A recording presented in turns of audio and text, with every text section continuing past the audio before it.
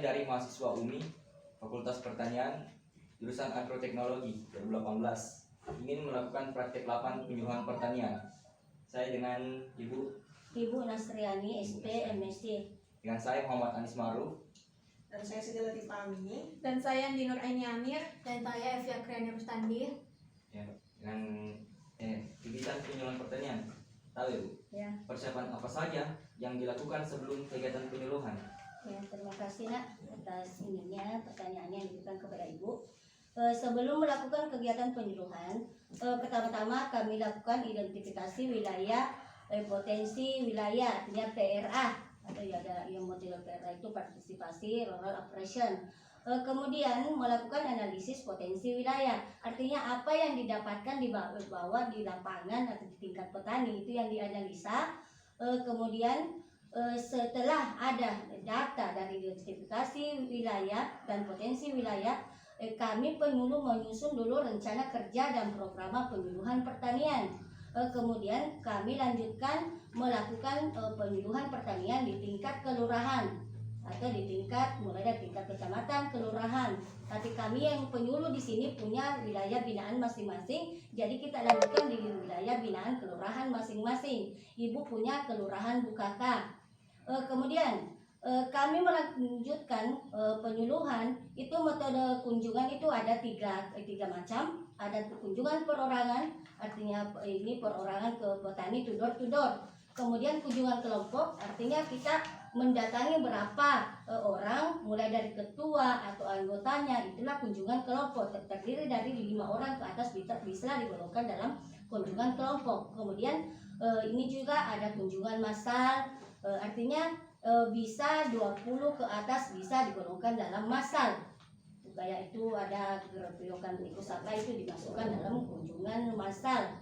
Kalau kayak ini kelompok biasa dilakukan dalam kursus tani, di dalam ini hanya petani misalnya.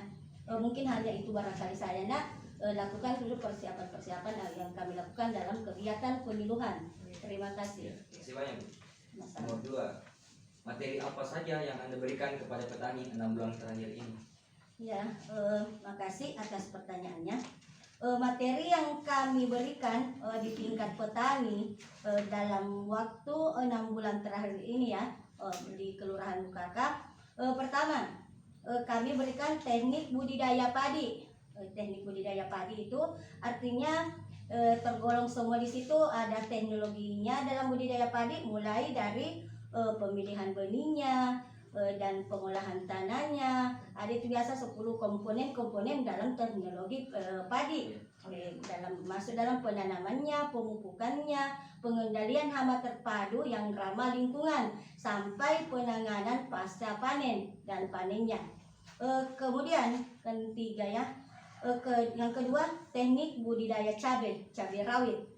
Di petani juga, kebetulan petani saya di sana menanam cabai rawit, jadi saya juga selalu memberikan bagaimana budidaya cabai yang baik, cabai rawit yang ini sesuai dengan teknologi yang dipakai sekarang ini. Kemudian yang ketiga, materinya itu pembuatan pupuk cair atau padat organik dari limbah pertanian atau peternakan. Yang beredar sekarang ini biasanya ini bahannya banyak di tingkat petani. Jadi kita memberikan kepada petani bagaimana dia bisa memanfaatkan apa limbah yang ada di sekitar wilayahnya situ.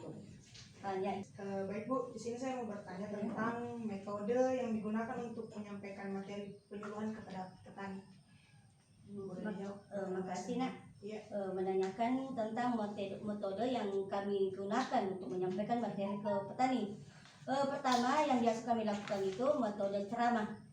Artinya ceramah ini kita berbicara di hadapan petani, dan kalau dia petani itu bisa dia melihat langsung, toh artinya bagaimana cara ininya, misalnya apa teknologi apa yang kita berikan, misalnya itu cara pembuatan, itu misalnya pembuatan pupuk cair, kita biasa langsung peragakan di situ. Jadi dia artinya dia bisa langsung melihat caranya. Kemudian yang kedua, metode ini juga diskusi. Artinya dalam metode diskusi itu artinya kita bisa tukar informasi antara petani dengan ketua kelompok atau anggotanya, apa misalnya yang bisa dicerna dengan mas adanya, misalnya itu pembuatan pupuk cair itu.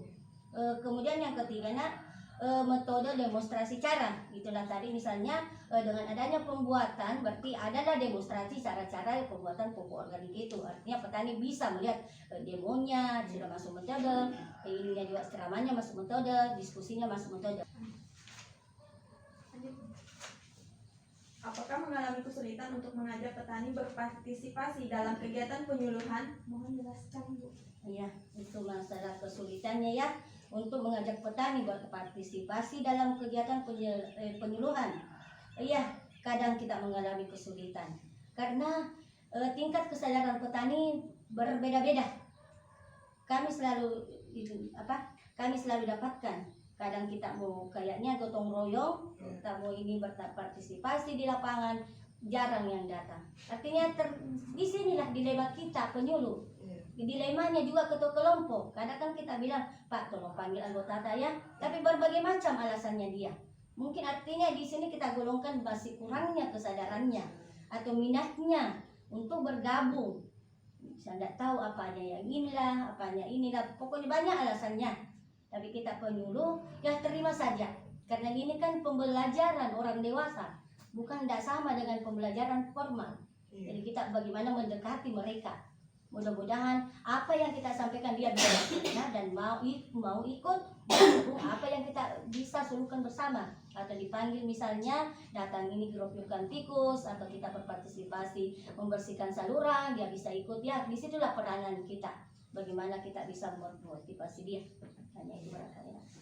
Apakah penyuluhan pertanian masih dibutuhkan untuk masa-masa mendatang? Mohon penjelasannya, Bu. Ya, kalau misalnya penyuluhan pertanian masih dibutuhkan untuk masa-masa mendatang, ya sangat dibutuhkan bagi ibu. Kalau pemikiran ibu, karena kita mengingat ini kesejahteraan petani, kan selalu kita bagaimana kita bisa meningkatkan kesejahteraannya. Baru ini boleh dikata taraf hidup masyarakat kan kebanyakan petani. Jadi kalau tidak ada penyuluhnya bagaimana? Sedangkan ada penyuluhnya belum tentu. Jadi kalau tidak ada penyuluh kira-kira bagaimana ke depannya?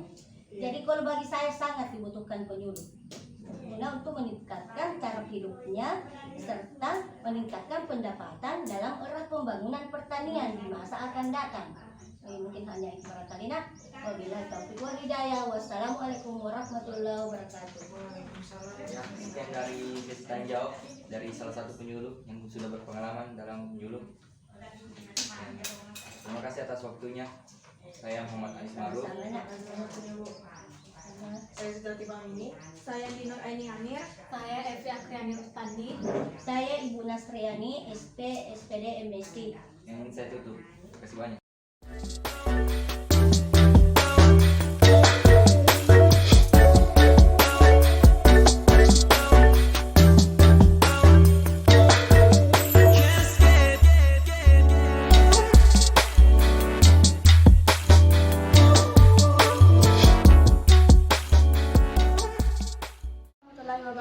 Saya akan menyampaikan hasil praktik lapang yang telah saya lakukan di Kelurahan Bukaka, Kecamatan Tanah Kabupaten Bone, Sulawesi Selatan. Dan saya telah mewawancarai seorang petani yang bernama Haji Jamaluddin, umur 50 tahun, pendidikan formal SLTA, tabungan keluarga 5 orang, dan pengalaman masa tani sebanyak 30 tahun.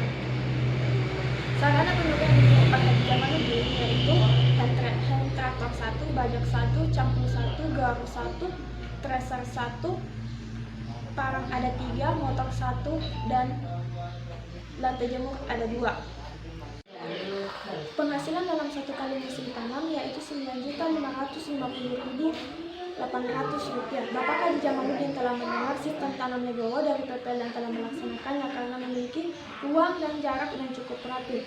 Bapak Haji Jamaluddin sering mengikuti kegiatan penyuluhan pertanian yang dilaksanakan. Materi yang diperoleh yaitu teknik budaya, teknik penanaman, dan materi pertanian lainnya.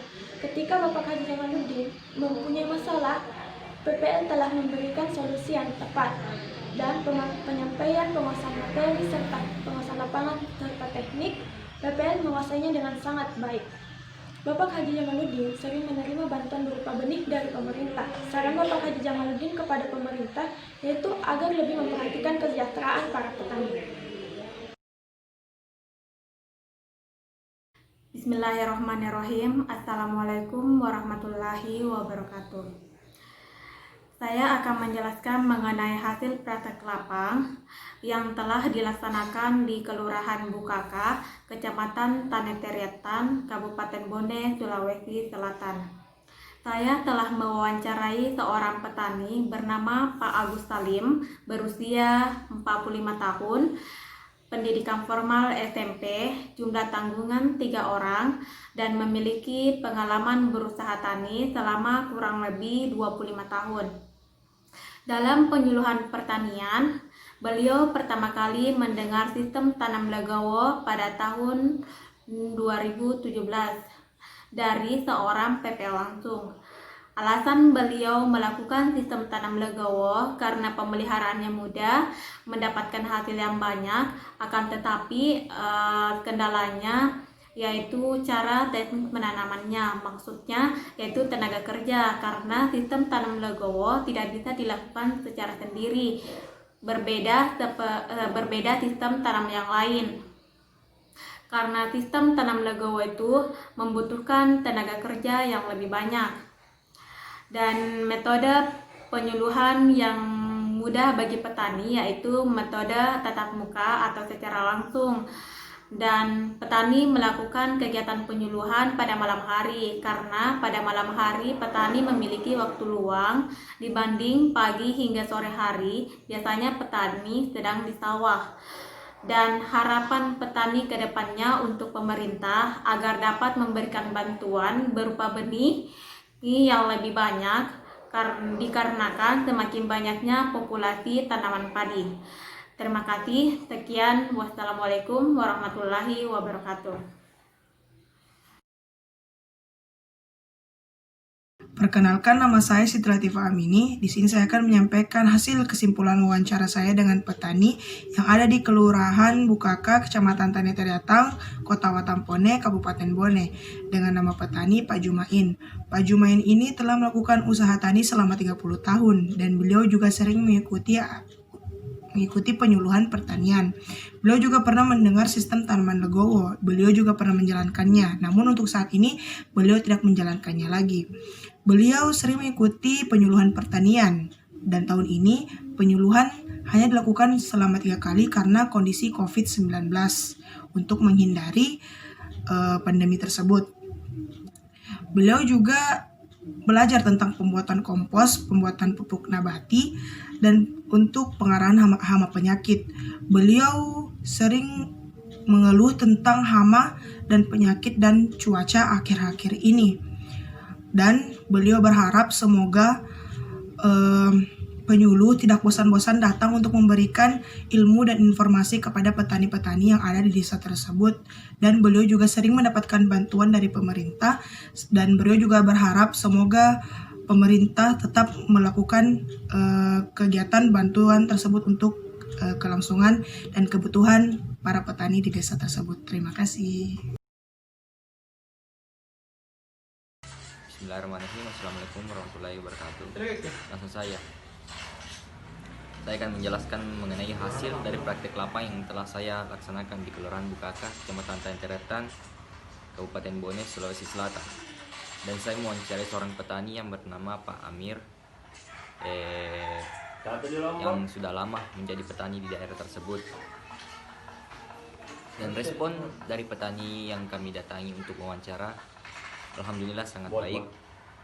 Responnya baik, dan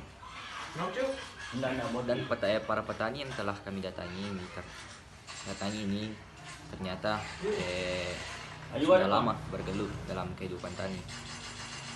Dan mengenai tentang apapun hasil-hasil yang sudah kami tanyakan, bahwa petani merasa cukup puas dengan penyuluh, dengan adanya penyuluh yang datang membantu. Dan dari pemerintah pun yang petani dibantu, yang petani sangat dibantu oleh bantuan dari pemerintah seperti pemberian bibit, pengairan air, dan lain-lainnya.